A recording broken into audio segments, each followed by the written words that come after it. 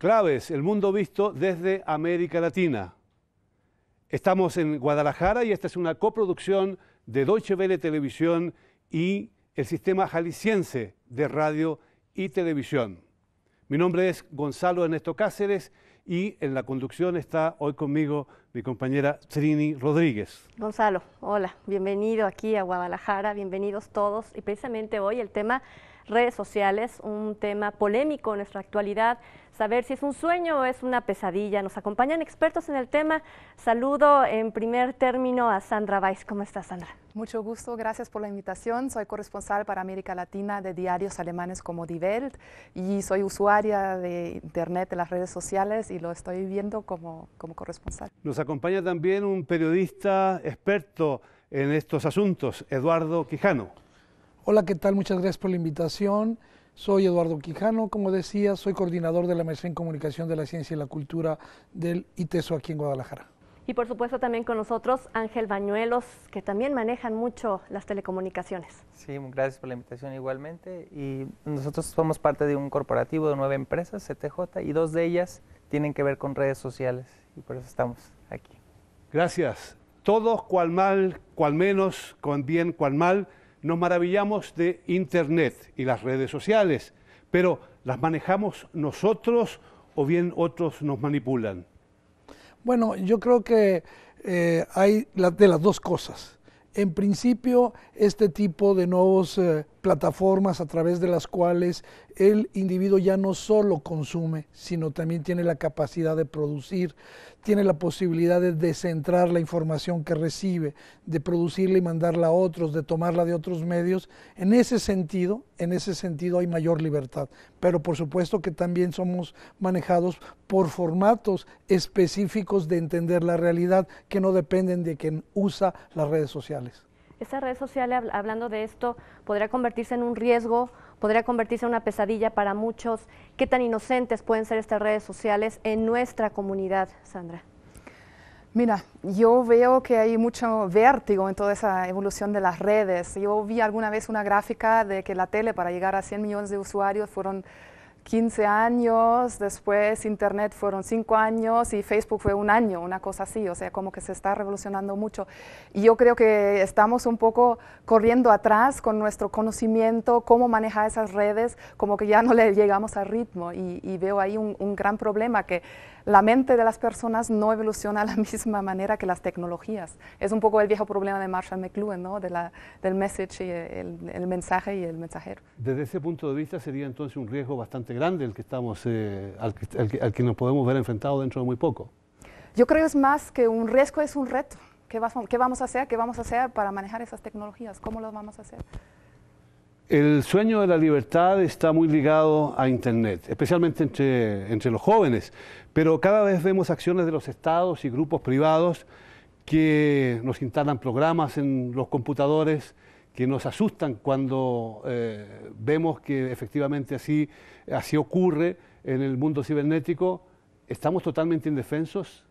Yo creo que tiene que ver con el desconocimiento también, que ya mencionaba Sandra. Es un poquito de que no le está siguiendo uno el ritmo a la parte de la tecnología, pero yo creo es importante involucrarse y no tenerle miedo. Es parte de perder esos miedos para empezar a entender la tecnología. Muchos de los clientes de los que podemos trabajar con ellos se nos acercan y nos dicen, no, es que yo no quiero tener presencia en redes sociales porque entonces se me vendría un problema encima, ¿no? Pero eso es un poquito más de ser abiertos, de tratar de escuchar, porque el que no estés ahí no quiere decir que no van a hablar de ti, el que no estés ahí no quiere decir que las cosas no vayan a suceder. Entonces es mejor estar ahí, pero estar bien armados. Pero si se protegen los empresarios, ¿cómo nos podemos proteger los individuos que tenemos una relación mucho más primaria con Internet? Bueno, cada vez, de hecho, por iniciativas que van empujadas desde la parte de gobierno hacia los que manejan las redes sociales, se pide que se trabaje mucho más en la parte de seguridad. Obviamente siempre va a haber los grupos, los famosos hackers o los que están tratando de obtener información de las diferentes redes sociales, pero ya hay maneras en las que hay formas de configurar, de trabajar la parte de qué voy a dejar público, qué no voy a dejar público. Entonces es un poquito de informarse, hay tutoriales en internet, hay diferentes herramientas que te permiten ayudarte a configurar correctamente cada una de tus redes sociales para que solo le des acceso a los que tú quieres darle acceso. El problema aquí es que parte de que es un foro para ser famoso también en la parte de los jóvenes. Es un foro para ser alguien importante. O sea, ya no tienes que estar en la tele, ya no tienes que estar en un medio en específico. Tu medio es el Internet.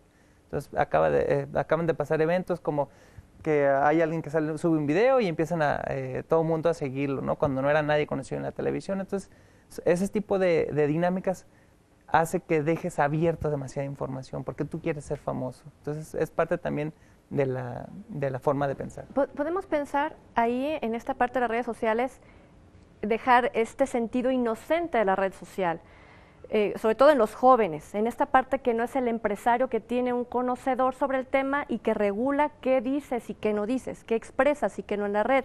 Sin embargo, cuando hablas del miedo, quitar los miedos, también nos exponemos, y le pregunto directamente, a que nos priven de nuestra privacidad, que nos priven de nuestra libertad, que se pueda manipular a la sociedad. El riesgo no es tanto en términos de la libertad, sino del uso que se le está dando a esa información. Esas concentraciones de información en pocas manos sí son riesgosas, porque permitirían en ese sentido configurar patrones de uso de esas plataformas que deberían tender a la libertad, pero sí se pueden empujar hacia patrones de usos muy específicos. Es decir, estamos corriendo riesgos que son enormes. Por ejemplo, al revelar nuestra parte importante de nuestra identidad y sobre todo cuál es tu número de tarjeta de crédito, a qué banco pertenece, qué compras, qué no compras, vale decir, la sociedad digital del futuro podría simplemente ser una sociedad en la cual la privacidad y los intereses personales sean materia de especulación, a lo mejor en un mercado secreto que no conocemos. Sí, lo dices muy bien. El asunto es que en esta plataforma el concepto de intimidad no es el viejo concepto digamos, de la intimidad, de la personalidad escondida. Al contrario, son nuevas identidades que los sujetos adoptan para estar en un espacio público tan diverso, tan contingente como es esto. Te lo digo de una manera, puede ser que hoy seas A y mañana seas A1 o A3, y esa posibilidad, esa multiplicidad ha ido creciendo, ha ido diversificando en los jóvenes esa necesidad de ser uno y otro y muchos a la vez. No es tanto un riesgo, se decía bien, es un reto. Me parece muy interesante y en verdad para muchos Internet es un juego incluso inocente, pero a mí me gustaría preguntarle a un hombre que está metido en el negocio, que tiene una empresa que trabaja en este campo.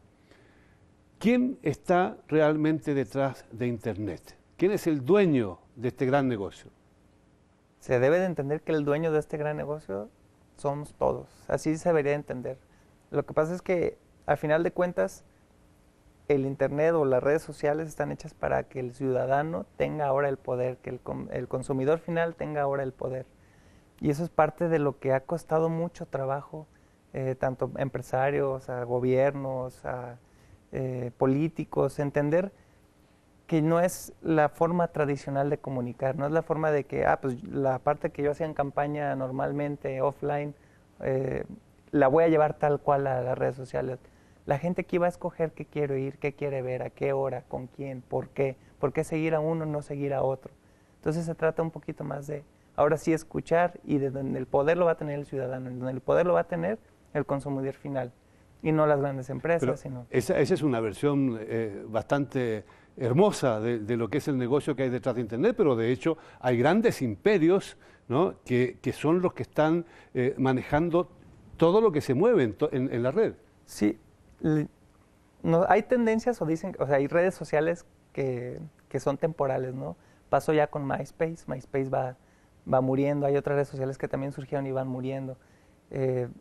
Tal vez va a costar un poco más de trabajo que un Facebook o que un Twitter muera y salga una nueva, pero eso no lo sabemos, porque como la tecnología está cambiando rápidamente, puede salir alguna otra red social que sustituya a las demás.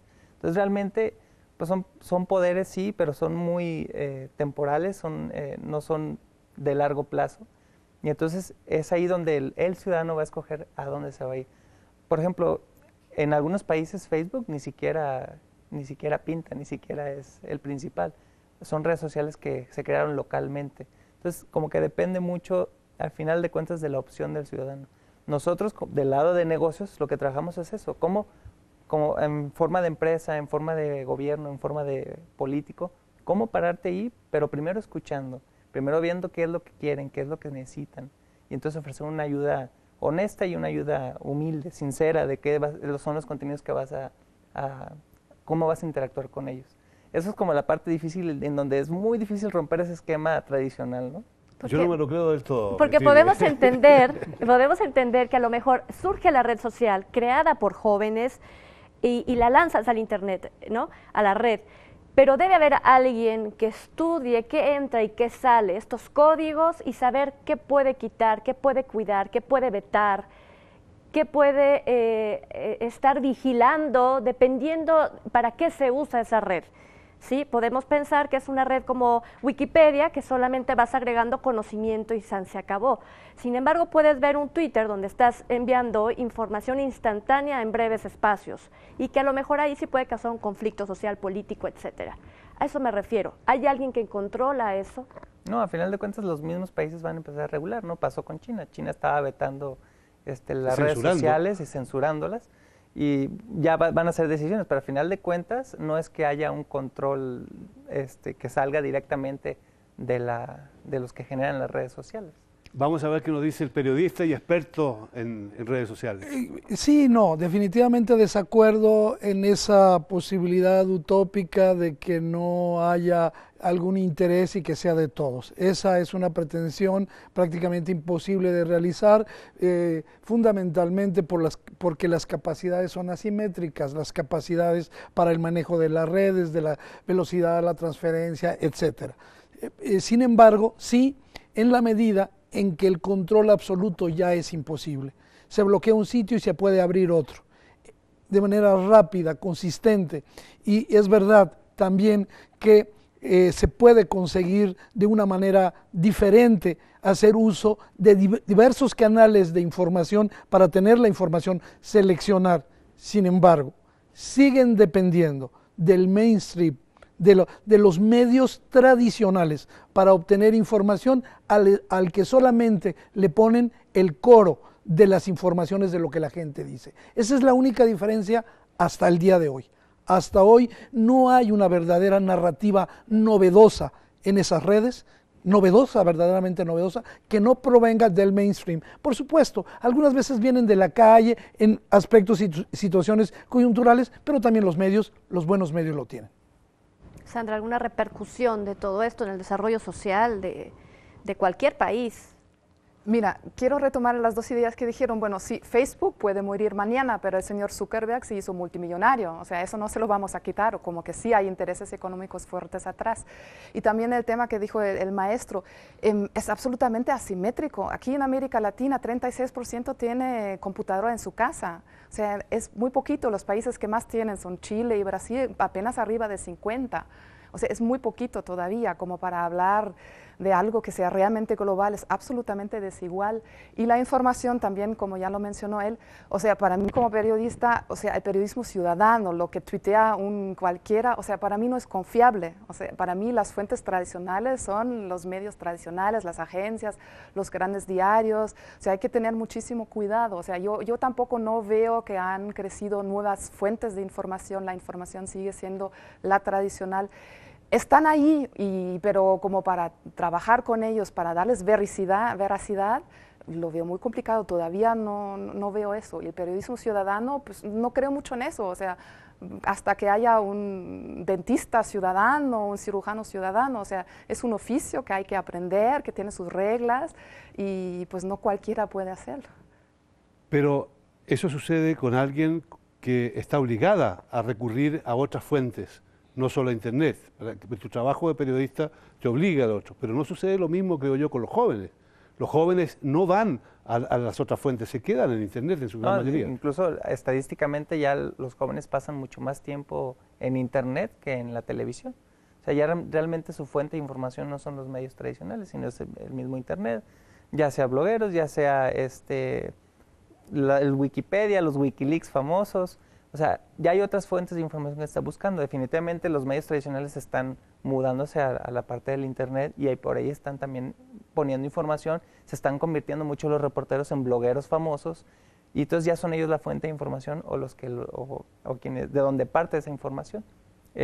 Yo no creo que estén peleadas la parte de la información tradicional con la parte de Internet, simplemente son dos fuentes de información que deberían de trabajar complementadas y precisamente es porque se empieza a prestar a que no sepas qué es veraz y no sepas qué es mentira. Pero eso también se presta en los mismos medios tradicionales. Entonces como que realmente... sí se sabe qué hace cada joven que entra a Internet. O mejor dicho, qué hace la mayoría. ¿Qué buscan? ¿Hacia dónde van? ¿Qué quieren? ¿Cuándo entran a Internet? ¿Qué quieren saber? Esa es una realidad también. Por supuesto, y los datos no serían tan alentadores con respecto a lo que dice. No van a Wikipedia, van a chatear, van a bajar música, ahora más películas, van a jugar. Es decir, hay que tener muchísimo cuidado con extrapolar las capacidades de esas plataformas informáticas. No es que se estén informando, se están informando, están conversando y a lo mejor la propia sociedad no les ha dado oportunidad de sentirse emisores. No por ahora, hasta ahora, a nivel universal, por supuesto, en un país como el que estamos, en el que el 17-20% tiene acceso a Internet y la mayoría, arriba del 70%, lo utilizan básicamente para bajar música y para hacer conversaciones, lo que llamamos correo electrónico. Entonces, sí sería un poquito, digamos, exagerado proponerle. No, eso no quiere decir que se vaya a quedar ahí. Mucho tenemos que hacer los profesores, las empresas, los comunicadores, para que se vayan transformando esos usos sociales en otros más proactivos, más democráticos, más justos, pero por lo pronto no es como se está dando. Es que pareciera que ahora, más que red social, se está formando redes personales. Está el joven, digo, hablando directamente del joven, formando su vida, formando sus vínculos a través del Internet y no a través de su propia comunidad. Entonces, sí se corre el riesgo también de que cambie este esquema de red social por una red personal que no sabes qué estás formando y a dónde te va a llevar. Lo que pasa es que, a final de cuentas, ya buscas referencias, buscas a través de amigos, a través de contactos, que te den referencia para cualquier cosa, para una toma de decisión, te informas de manera global. Y eso también es interesante, porque antes pues le preguntabas a tu amigo en la escuela, le preguntabas al que tenías cercano, ¿no? Ahora le puedes preguntar a alguien que está en el otro lado del mundo, que habla inclusive otro idioma, y tú pides referencias, y eso es lo que te puede permitir el Internet, o sea, que puedas tener referencias, entonces ya tú ves un comercial, y en el comercial te pueden decir que es la quinta maravilla del mundo, pero si tú le preguntas a tu círculo que tienes en redes sociales, y te dicen, ¿sabes qué? Ese producto no sirve para nada, no vas a comprar ese producto, porque te lo dijo tu círculo, tu referencia. Y en cuanto a la parte que mencionaba del correo electrónico, el correo electrónico ya no lo usan los jóvenes. Ese es algo que ya pasó a segundo término, ahora su forma de comunicarse es a través de las redes sociales y de los direct messages, o que son a través del backline, que es mensajes por atrás de las redes sociales, que son mensajes directos ocultos. Mensajes directos y ocultos. Lo cierto es que no solo los jóvenes participan de los chats y de la comunicación a través de ciertas redes sociales.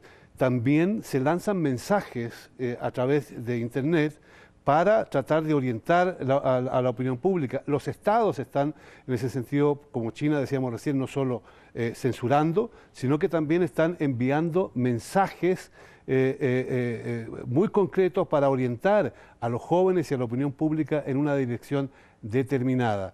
¿Qué peligro encierra esta actividad muchas veces secreta de algunos estados y de servicios secretos en la difusión de ese tipo de trabajo, de manipulación de la juventud y de la opinión pública en general?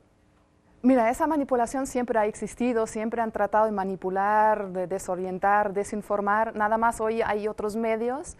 Yo creo que hay que aprender a vivir con eso, es un reto, como ya le dije, pero digamos también tiene sus límites, o sea, claro, cuando es de una manera encubierta es peligroso, es que no sabemos muy bien de quién viene el mensaje, pero todos los presidentes vemos, hasta aquí el Papa, tienen ahora Twitter, están en Facebook, Todo eso lo usan también como plataforma política, pero yo lo que he observado en mi trabajo en América Latina, hubo unos candidatos últimamente presidenciales que lo han usado mucho, lo he visto en Chile, en Colombia, que han creado como una burbuja en la red y de repente todo el mundo creía que eso iba a ser el candidato y al final no se tradujo realmente en votos. O sea, yo creo que todavía hay una gran discrepancia de qué es la realidad de la red y la realidad real. Y eso no debemos perder de perspectiva, que es un mundo aparte, es un mundo virtual y hay un mundo real. Un mundo virtual y un mundo real. ¿Es realmente así? ¿Podemos decir que efectivamente hay un mundo ficticio y hay un mundo real? ¿O el Internet es una realidad muy concreta que es utilizada por algunos, manipulada por otros y también inocentemente ocupada por grandes sectores de la población? Hay una gran cantidad de desinformación ahí, lo que no lo convertiría en un elemento de realidad, digamos, como muy consistente. Pero por supuesto que yo no estaría de acuerdo que haya esa diferencia de lo real y lo virtual. Es una práctica cultural, evidentemente, como decían, ya incorporada día a día a través fundamentalmente de plataformas tecnológicas específicas al alcance de unos cuantos. Eso hay que decirlo, es decir, no está al alcance de cualquiera. La otra cosa, sí decías algo muy interesante en este momento, que es cómo lo usan los estados. Aquí lo importante es la velocidad con la que se transmite la información. Es una velocidad que le permite tanto a los estados, pero también a los ciudadanos confrontar qué está pasando mientras alguien la produce la información. Yo necesito saberlo, ya nos dieron ese elemento, ya queremos saber casi simultáneamente qué está ocurriendo en la plaza pública o en la plaza de Madrid o en la plaza de Nueva York o en la de Lima. Queremos saberlo hoy y para eso sirven mucho, para confrontar, es cierto. ¿Cuál es el problema? El tipo de contenidos que se están poniendo todavía. No digo porque sean o no controlados, sino por que la capacidad de elaboración, coincido, requiere oficio, requiere prudencia, requiere sensatez y madurez. Y creo que no es lo que predomina todavía en la oferta de Internet. Mira, y supongo que es tan real el Internet que igual, Ángel, no lo puedes decir porque tú que estás dedicado a la mercadotecnia, pues genera ingresos a las empresas. Genera mayor proyección, genera, pues no sé, irse a otras fronteras, genera ingresos. Sí, realmente cada vez es una mentira más grande la parte de que la gente no tiene acceso a Internet y que es muy poca la gente que tiene acceso a Internet. Al menos hablando de México específicamente, estamos hablando de 34.9 millones de habitantes que ya tienen acceso a Internet. Estamos hablando de 1.9 celulares por hogar, de los cuales el 37% son smartphones, quiere decir que tienen acceso a Internet. O sea, realmente estamos hablando de que esto está creciendo. Antes se decía, sí, pero son niveles socioeconómicos altos. No, la verdad es que el 27% ya son niveles socioeconómicos abajo del D. Entonces, realmente se está trabajando fuerte en la parte de inclusión digital, en la parte de conectividad. Obviamente ya estamos hablando de otro tema, que son a través de los carriers, de qué servicios están ofreciendo, cuánto es la verdadera banda ancha. Pero al final de cuentas son esfuerzos que se están haciendo a nivel nacional, pero también a nivel mundial. La parte de ofrecer conectividad, la parte de hacer esa inclusión digital para poder proveer de otros servicios como la parte de telemedicina, la parte de poder atender a través de Internet diferentes servicios, ofrecer servicios ciudadanos a través de parte del gobierno. O sea, realmente hay iniciativas bastante buenas, bastante positivas, que son a través de las redes y a través del Internet. Pero ¿cuánto le puede redituar a una empresa meterse a Internet? Va a depender mucho de la estrategia, pero obviamente es mucho más rentable porque es un menor costo que el que estarías pagando por hacer spots en televisión o por tener un espectacular, que a final de cuentas no sabes cuánto te está regresando. En Internet todo es medible, entonces tú sabes cuánta gente entró a tu sitio, cuánto tiempo duraron, de qué edades. Puedes tener bastante información que te permite tomar decisiones y hacer los ajustes necesarios pues, para poder ofrecerle algo diferente. Pero no me dice cuánto. Yo agregaría que además es una ventaja, y me voy a poner ahora sí a favor de eso, una ventaja muy importante, no es solamente en términos de costo o de amplitud, sino tiene que ver con otra posibilidad, la convergencia de los medios. No es un solo medio hay información, digamos, textual, hipertextual, hay imagen, hay fotografía, hay registro, hay podcast, es decir, todo simultáneamente, cosa que un medio individual, sea un periódico, una emisora de radio, los propios canales de televisión o las series no pueden ofrecer. Sin embargo, yo sigo pensando que digamos, el alcance, por más que se esté haciendo el esfuerzo, vivimos en sociedades pues absolutamente, digamos, que no están equilibradas en términos de justicia, en términos de conocimiento, y eso sí, para usar ese tipo de medios sí se requiere otra escala, es decir, lo digo con tristeza, no me siento orgulloso de lo que voy a decir, el nivel de 11 años de estudio del país en el que vivo no me satisface y para llegar a ese tipo de uso, a un uso inteligente, democrático de esa información, sí se requiere mayor uso, porque pensar que con ese nivel vamos a tener un uso adecuado de las potencialidades de Internet sería, ese sí, verdaderamente riesgoso. Y además habría que agregar que si hay un 30% en un país importante de nuestra región que tiene acceso directo a Internet y además acceso a una Internet de alta velocidad, significa que nos está reflejando también lo que sucede en países como este,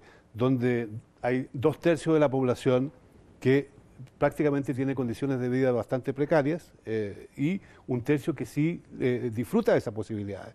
Vale decir, el sector más de mayores ingresos sí tiene ese acceso y no la mayoría. Y además se plantea la diferencia entre los países pobres y los países ricos. No es lo mismo un país africano, donde ni siquiera hay electricidad, o un país pobre de nuestra región, que un país como Estados Unidos o como Alemania.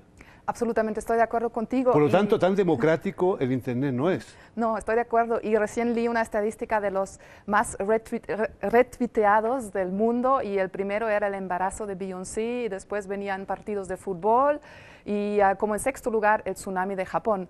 O sea, se ve claramente aquí qué son los temas que dominan, quién hace la agenda. O sea, es una agenda occidental de poquitos países, interés en el deporte. O sea, no tiene nada que ver con la realidad del 75% de la población mundial. En el caso de Alemania, por ejemplo, o sea, no solo está el interés externo, sino que también el interés nacional. Recién se descubrió que el servicio secreto alemán, o sea, recién hace ya un tiempo, el servicio alemán había instalado un troyano en las computadoras de un determinado sector de la sociedad que quería controlar. Y controlaban todo. O sea, desde el servicio secreto controlaban la cámara, controlaban el ratón, controlaban los contenidos, podían cambiar, sacar cosas e investigar. Eso a mí me dejó realmente helado. Estoy de acuerdo, a mí también. Pero ese problema ha existido siempre, el espionaje. O sea, los sistemas son muy antiguos. Ahora las posibilidades hoy son muchísimo mayores. O sea, aquí hay una necesidad de legislar, por supuesto que sí la hay. No, bueno, pero ¿qué legislas? Al fin de cuentas, creo que la ley, y en México lo dicen muchos mexicanos, ¿no? La ley se hicieron para violarlas precisamente, y hablando de una red de Internet donde todo el mundo tiene acceso, ¿qué puedes legislar? Sobre todo cuando vamos a empezar a hablar de un dominio de gobiernos o una manipulación de gobiernos a una sociedad para provocar desajustes o desbalances económicos, sociales, que a intereses de pocos les surjan, necesiten provocarlos para manejar la economía, manejar la política internacional. ¿Se puede usar el Internet para lograr esos desequilibrios y ajustarlos a los intereses? Por supuesto, ya se mencionaba esta colocación de temas en una agenda universal que son absolutamente triviales, que no tienen que ver con las verdaderas intereses y necesidades. Sin embargo, la pregunta sí es interesante. ¿Qué podemos hacer? ¿Qué pueden hacer los países pobres? ¿Qué puede hacer cada? Yo digo que legislar, pero no para controlar, sino para potenciar otros tipos de uso, para llevarlo a las pequeñas comunidades, para que, por ejemplo, hagan mejores negocios, comercialicen sus productos, para que conozcan el mundo de afuera, para que se interesen por más allá de sus fronteras, para que conozcan el clima, para mil cosas. Me parece que sí, digamos, no hay que, digamos, satanizar la herramienta. Hay que advertir los peligros, por supuesto, es una de las tareas que un programa como estos facilita, advertirlos, hacer reflexiones largas sobre este asunto, y particularmente me parece que el tema educativo es transversal a todas estas cosas. Entrenar para usarlo, entrenar para tener un lenguaje diferente, para narrar diferente ahí, para hacer periodismo también y para hacer negocios. ¿Sería posible, yo pregunto, que hubiera una red universal, una señal donde nadie tuviera que pagar por estar en internet como lo hacemos en el radio? Nadie paga por tener acceso al radio, a lo mejor al teléfono sí, pero al radio no. ¿El internet pudiera?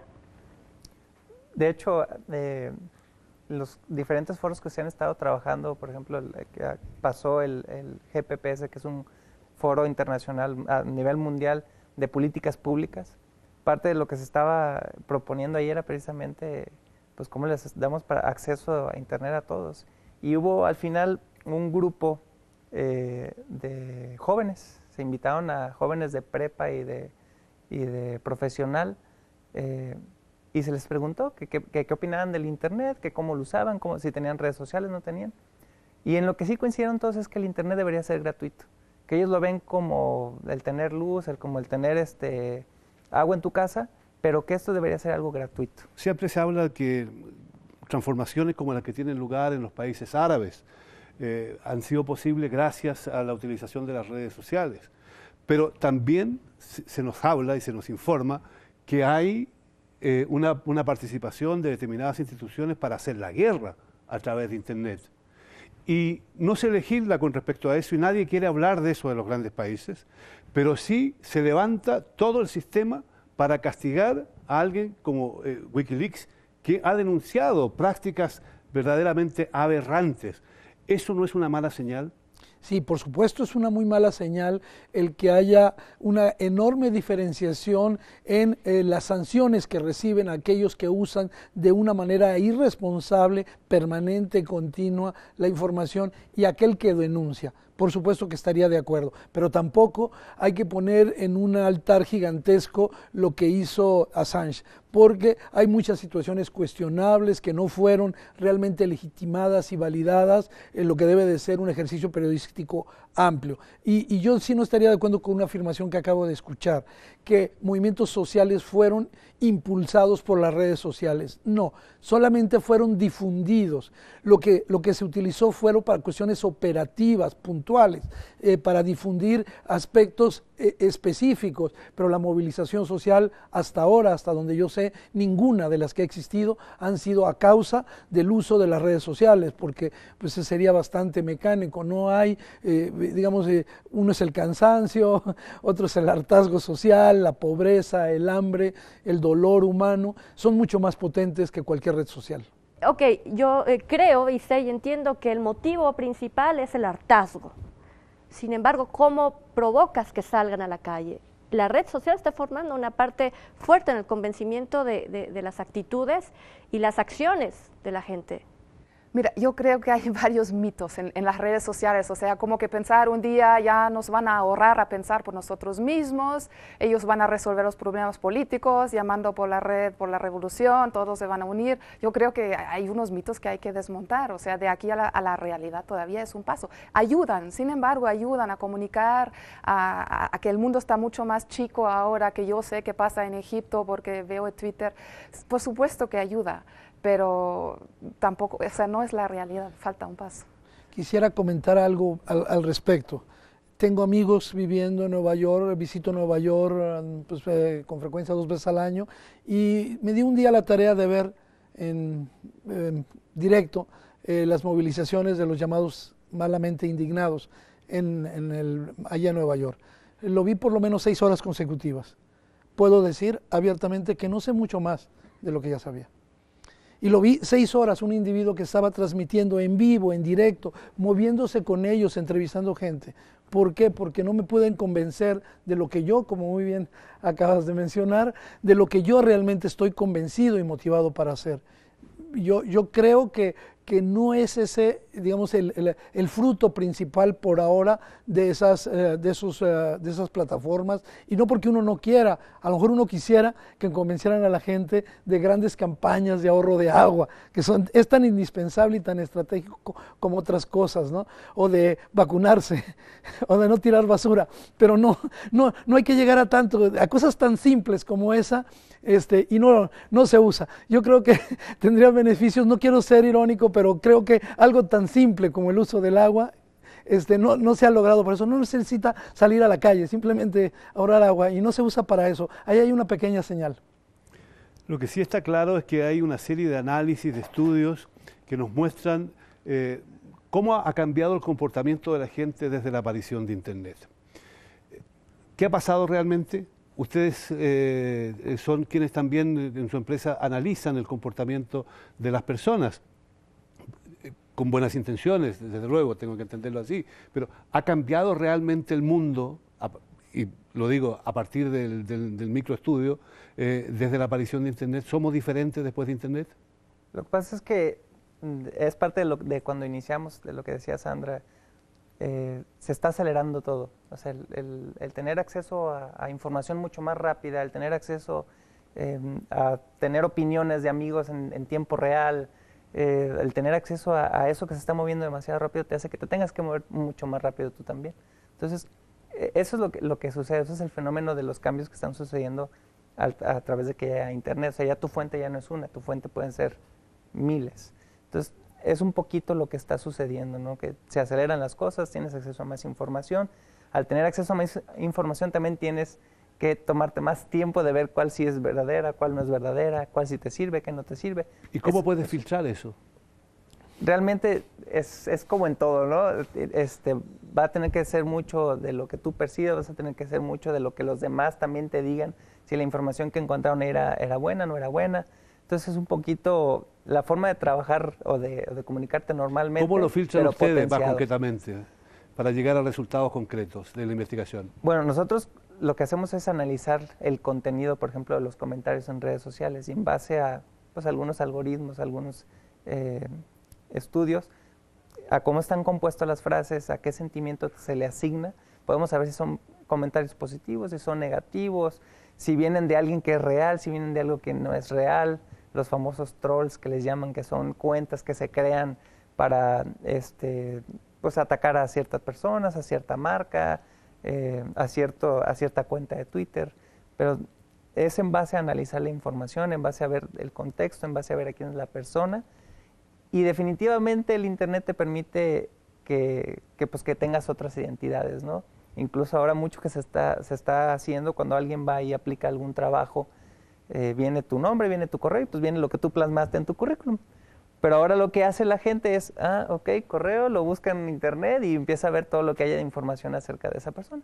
Porque entonces puedes comparar lo que viene en Internet con lo que te están poniendo en tu currículum y ves si compagina, ¿no? Y va a contrastar completamente, ¿no? Porque igual puede ser un sujeto que el día que se casa pone en vivo, me estoy casando en este momento y soy feliz, ¿no? En el Twitter. Sí. ¿Sí? Y sin embargo, no sabes si es un gran empresario o no sabes quién es, pero está compartiendo ahí algo. Son emociones, es un vaivén de emociones. ¿Será que eso es lo que está jalando el Internet, más las emociones que el uso del hemisferio izquierdo, por llamarle de una forma, y tratar de sacarle provecho? Al contrario, estamos llenándolo de emociones. Sí, sin duda. O sea, sí. Ya te vio, los temas de Twitter son temas emocionales, no de interés político, social, lo que sea. Quiero añadir dos cosas a lo que dijo él. Hay dos cosas que me preocupan.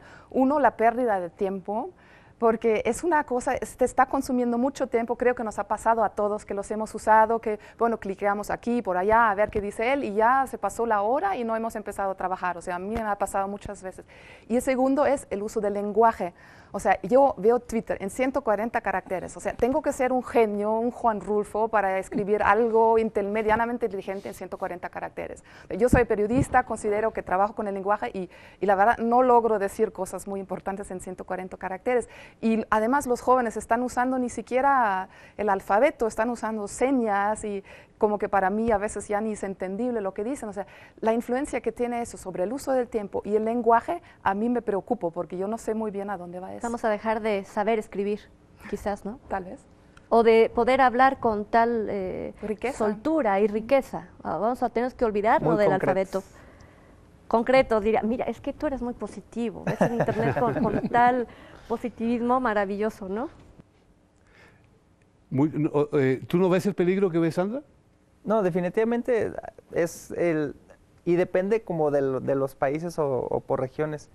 En sí, parte de los estudios también que se ha hecho es que los latinos somos más de compartir, pero más bien la parte social, la parte de la fiesta, la parte de los programas que te gustan, es un poquito más esa parte de entretenimiento, ¿no? Y ya lo mencionaba en parte de las estadísticas de para qué usan el internet, para estar viendo contenidos que sean de ocio, contenidos que sean de entretenimiento. Vamos a ver algo que a mi juicio es importante y que todo el mundo se puede preguntar en este momento. Ya hemos hecho un análisis. El periodista y académico especializado en estos temas, ¿cómo ve el futuro de Internet? ¿Cómo se imagina el futuro de Internet de aquí a 20 años?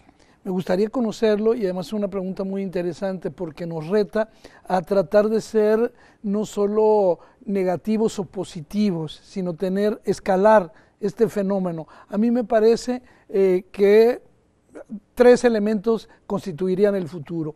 Primero, una ampliación del número de ciudadanos que van a tener acceso al Internet. Segundo, por supuesto, la necesidad de mayores controles en ciertos grupos, y voy a mencionar solamente 2 ejemplos. Crimen organizado, que lo está utilizando en Internet, se sabe, para transferencia de recursos y de mensajes, por supuesto, y pornografía y tráfico de personas. Esos asuntos tienen que llamar a la intervención de los estados y el estarlos vigilando muy concretamente. Segundo escenario, y finalmente un tercer escenario, que es donde yo me voy a sumar al optimismo, en el asunto de las posibilidades creativas. Se hacía hace rato una pregunta que para mí es capital. ¿Qué ha transformado Internet en la sociedad de hoy? Y ha transformado un elemento que es central para la sociedad de hoy, que es la comunicación. La ha transformado radicalmente, la ha diversificado, la ha ampliado, la ha hecho convergente. Y en ese sentido, por supuesto, que yo esperaría que la producción, la creatividad, la intervención y la participación fueran mayúsculas. Digamos, sería un espacio mucho más rico. Muy interesante, sin duda alguna. Hace 10 años nadie se podría haber imaginado lo que es hoy Internet. Yo me alegro mucho que alguien de nosotros por lo menos se pueda imaginar lo que será Internet de aquí a 20 años, aunque evidentemente será muy difícil saber si esa predicción se concreta. Pero en todo caso sí va, creo yo, también en un sentido optimista para muchos, este mensaje que nos han entregado aquí, las afirmaciones que nos han entregado los participantes en esta ronda. ¿No hemos solucionado los problemas? No, pero a lo mejor hemos dado algunas pistas por donde camina la vida. Gracias por acompañarnos, gracias por estar con nosotros.